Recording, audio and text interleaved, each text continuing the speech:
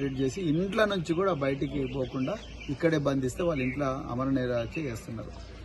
ఎంత ఘోరం అంటే నిర్బంధం ఎంత ఘోరంగా ఉందంటే ఈ కాంగ్రెస్ ప్రభుత్వంలో ఇవాళ ఈ అపార్ట్మెంట్ అసోసియేషన్లకు కూడా ఫోన్ చేసి భయపెట్టించి ప్రభుత్వం పోలీసు వాళ్ళ ద్వారా మీరు ఈ అశోక్ని ఇళ్ళకెళ్ళి బయటికి పంపించండి లేకపోతే మాత్రం నడవదు అని ఘోరంగా మరి ఆయన మీద ప్రెజర్ చేస్తున్నారంటే మీరు ఒకసారి అర్థం చేసుకోండి. ఎక్కడుంది మరి ఆ రాజ్యాంగం ఆర్టికల్ 19 ప్రకారం భావ ప్రకటన స్వేచ్ఛ ఇచ్చింది. ఈయన ఎక్కడ కూడా బస్సులు కాలబెట్టలేదు, రాళ్ళు వేయలేదు, ఒకరి మీద మర్డర్ అటెంప్ట్ చేయలేదు, ఏమీ చేయలేదు.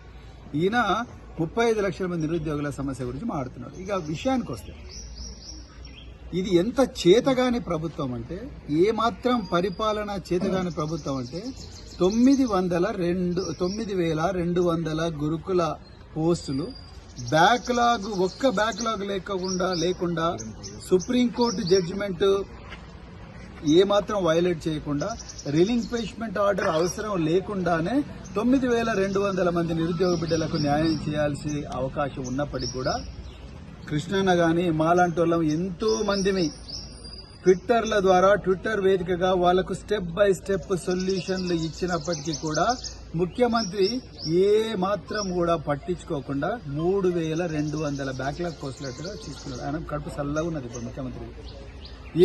ఆయన టార్గెట్ ఇది ముఖ్యమంత్రి గారిది. ఎల్బీ స్టేడియంలో అంగరంగ వైభవంగా డ్రామా జరగాలి, బాహుబలి సినిమా లాగా. సో అంతే, దాని తర్వాత అయిపోయింది. నిరుద్యోగులు రోడ్డు మీద పడ్డా ఏం పడ్డా ఆయనకు అనవసరం. ఇది పరిస్థితి ఇవ్వాలి.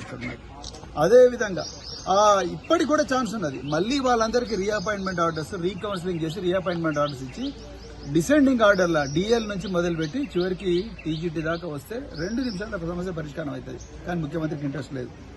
రెండవది టీచర్ పోస్టులు